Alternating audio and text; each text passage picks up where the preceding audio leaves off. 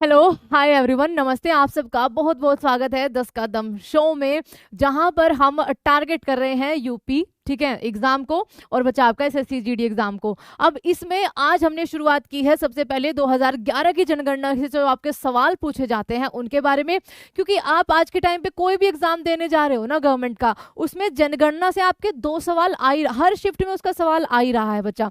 तो सबसे पहला टॉपिक आपका यही रहने वाला है। आप इसको सब्सक्राइब जरूर करेंगे हमारे चैनल को, एंड इस क्लास को शेयर जरूर करेंगे, क्योंकि शुरू में आपके सपोर्ट की सबसे ज्यादा जरूरत रहने वाली है। तो बिना किसी देरी के अब शुरू करते हैं, क्योंकि हमारा 10 कदम हमको कितने मिनट में खत्म करना है, ये हो सकता है 15 मिनट का जाए बच्चा, ठीक है। तो आप सभी को इसके लिए पहले ही माफी मांग लेते हैं। अब देखिए, भारत की जनगणना के बारे में हम एक बार बात कर लेते हैं। भारत की जनगणना 2011 में हमारी लास्ट जनगणना हुई थी। उसके बाद से अभी तक हमारी जनगणना जो 10 वर्षीय होती है वो अब तक नहीं हुई है। लेकिन इससे पहले इसका थोड़ा सा इतिहास जान लेते हैं कि इससे जुड़े कुछ महत्वपूर्ण तथ्य क्या है ना। और बच्चा, ये आपका यूपी पुलिस कांस्टेबल 2023 और जीडी का अगर हम टारगेट, वैसे तो हर एक एग्जाम के लिए जरूरी है, तो इसलिए थोड़ा सा हिंदी में आपको मिल सकता है, क्योंकि अभी सारा काम मुझे खुद ही करना पड़ रहा है। भारत में जनसंख्या की शुरुआत जो है वो 1872 में, ठीक है, लॉर्ड मेयो के कार्यकाल में हुई थी। लॉर्ड मेयो की हत्या बच्चा पोर्ट ब्लेयर में हुई थी। ये बात भी आपसे पूछी जाती है, ध्यान रखना, के कार्यकाल में हुई थी। भारत में जो नियमित जनगणना या फिर 10 वर्षीय जो जनगणना आप बोलते हो, उसकी शुरुआत जो है वो 1881 में हुई थी, आपका दूसरा क्वेश्चन। और ये लॉर्ड रिपन के कार्यकाल में हुई थी, जिसको भारत का उद्धारक भी बोला जाता है ना। इसको भारत का उद्धारक, सेवियर ऑफ इंडिया भी इसको कहा जाता है। आगे देखते हैं। स्वीडन जो ऐसा देश है, ठीक है, आपका यूरोपियन देश है। स्वीडन से आपका क्या गुजर रहा है? आर्कटिक सर्कल गुजर रहा है। पहली बार आधुनिक विश्व में जनगणना कराने वाला आपका देश है। उसके बाद अमेरिका की अगर हम बात करें तो 1790 में आपका दशकीय जनगणना की शुरुआत करने वाला आपका पहला देश था। भारत में जनगणना जो संगठन होता है वही जनगणना संबंधित कार्य और आपके आंकड़ों को प्रस्तुत करता है। स्वतंत्र भारत की, ठीक है, स्वतंत्र भारत की पहली जो जनगणना है वो 1951 में हुई थी। और इसी के साथ साथ आपसे एक क्वेश्चन और पूछा जाता है। देखो, अगर हम ओवरऑल की बात करें, ठीक है, ओवरऑल की बात करें तो ये आपकी 15वीं जनगणना थी। और अगर हम स्वतंत्र भारत की बात करें तो ये आपकी 7वीं जनगणना थी, ठीक है, ये आपकी 7वीं जनगणना थी, जो 2011 जिसके बारे में हम बात करते हैं और एग्जामिनर आपसे पूछता है। 1951 में हुई थी पहली स्वतंत्र भारत की। उस समय में जो जनगणना आयुक्त थे, most important R.A. Gopal Swami थे, ठीक है, R.A. गोपाल स्वामी थे। आगे, जनसंख्या संगठन केंद्रीय गृह मंत्रालय के अधीन बच्चा आपका काम करता है, जिसके उच्चतम अधिकारी भारत का महापंचायत एवं जनगणना आयुक्त जो है वो आपका होता है। 2011 की जनगणना का जो शुभंकर है, ठीक है, 2011 की जनगणना का शुभंकर आपकी शिक्षिका है, ठीक है, परगणक शिक्षिका आपकी, एक सेकंड बच्चा, शिक्षिका है। और इसकी जो थीम थी, इसका जो आदर्श वाक्य था वो था हमारी जनगणना और हमारा भविष्य, आवर सेंसस आवर फ्यूचर था, ठीक है। तो ये कुछ इसकी बेसिक बातें हो गई। अब मेन चलते हैं जनसंख्या पर। 2011 की जनसंख्या के समय जो जनगणना आयुक्त थे वो डॉक्टर सी चंद्रमौली थे। इंपॉर्टेंट क्वेश्चन है। 2011 की जनगणना का अनुमानित जो खर्चा आया था वो आपका लगभग 2200 करोड़ रुपए था। राष्ट्रीय जनगणना नीति 2000 के अनुसार जनसंख्या में स्थिरता प्राप्त करने का लक्ष्य 2045 से बढ़ाकर इसको 2000 बच्चा क्या कर दिया गया था? 70 कर दिया गया था। 2001 से और 2011 के बीच में जो हमारी जनसंख्या थी उसकी जो दशकीय वृद्धि रही है वो 17.7 रही है। इंपॉर्टेंट क्वेश्चन है, कई बार आपका ये पूछा जा चुका है। आगे चलते हैं। नेक्स्ट, 1911 में, वन लाइनर ये ताकि आपको अच्छे से याद हो जाए, है ना, एक एक क्वेश्चन आपका। 1911 से लेकर 1921 तक का टाइम बच्चा ऐसा था, भारत की जनसंख्या जो दशकीय वृद्धि है वो ऋणात्मक रही थी, है ना, बढ़ने के बजाय वो आपकी क्या हुई थी? घटी थी, ऋणात्मक रही थी, -0.31% हो गई थी। यह भारत की जनगणना के इतिहास में पहली बार हुआ था। 21 को महान विभाजक वर्ष भी, 1921 जो है द ग्रेट ईयर ऑफ डिवाइडेंस भी इसको क्या किया जाता है? बोला जाता है। आगे आपका 2011 की जनगणना के अनुसार भारत की कुल जनसंख्या आपका 1.21 अरब या 121 करोड़ लगभग जो है वो थी, जो विश्व की कुल जनसंख्या का आपका 17.5% है। ये जब भी आप भूगोल पढ़ते हो तो उसमें जरूर देखते हो कि भैया अपना जो एरिया है वो 2.4 है और अपनी जो जनसंख्या है वो विश्व में नंबर 1, और 17.5 आपका 2011 के सेंसस से है। 2011 की जनगणना के अनुसार पुरुष ठीक है। जो भारत में है वो 51.47% है, और जो महिलाएं हैं वो आपका 48.53% है। ये चीज ध्यान रखना।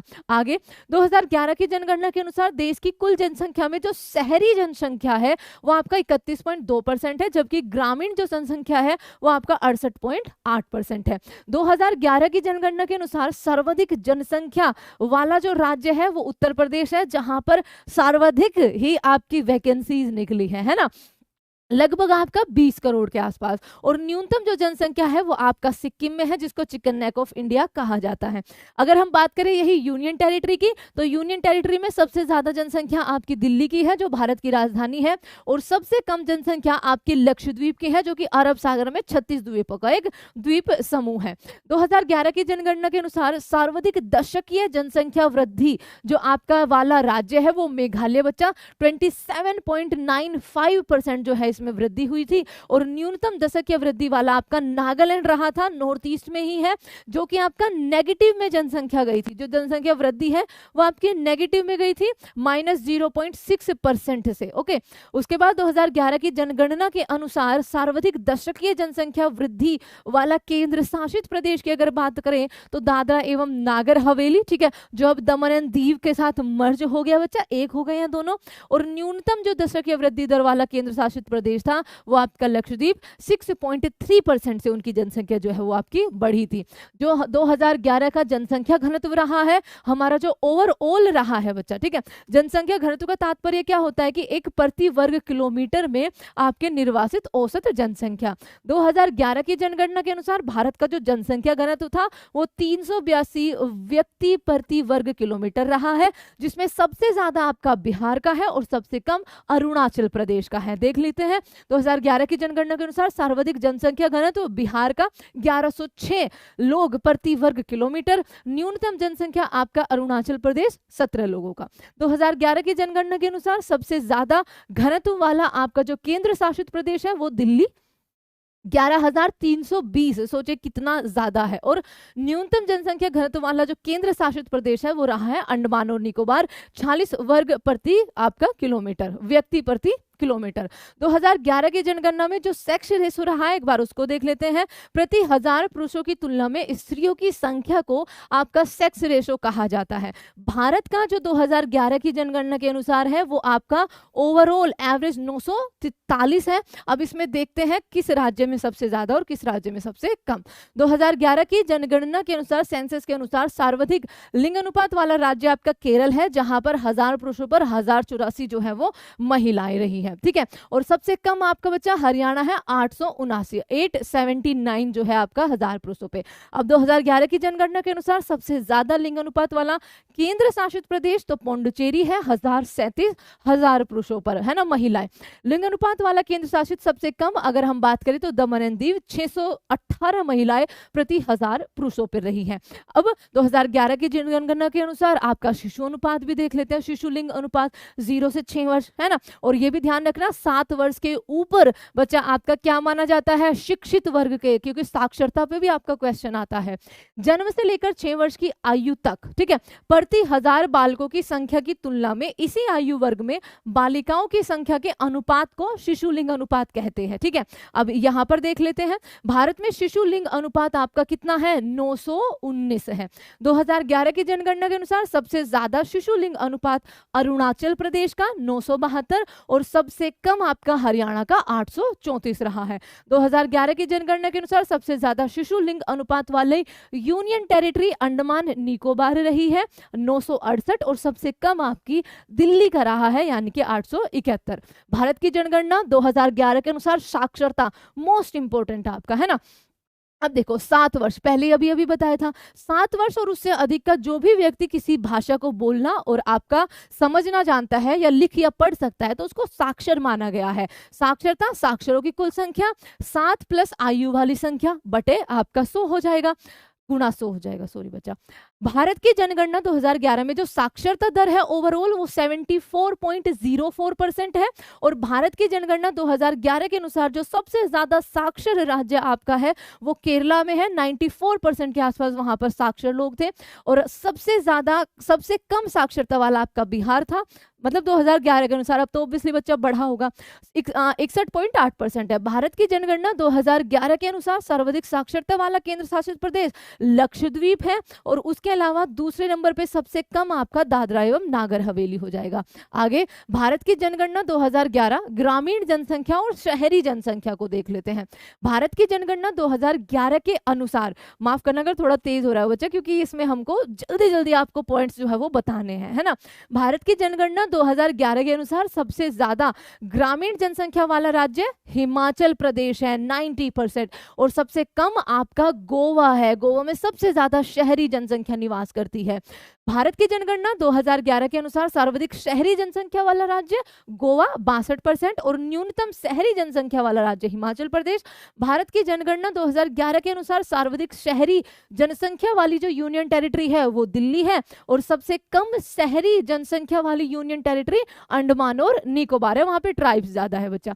2011 के जनगणना के अनुसार सबसे ज्यादा अनुसूचित जाति यानी कि एससी जनसंख्या प्रतिशत वाला जो राज्य है वो पंजाब है 31.9%। नागालैंड हो गया, अरुणाचल प्रदेश हो गया, लक्षद्वीप, अंडमान निकोबार में कोई भी एससी निवास आपके नहीं करते हैं, ये भी चीज ध्यान रखना।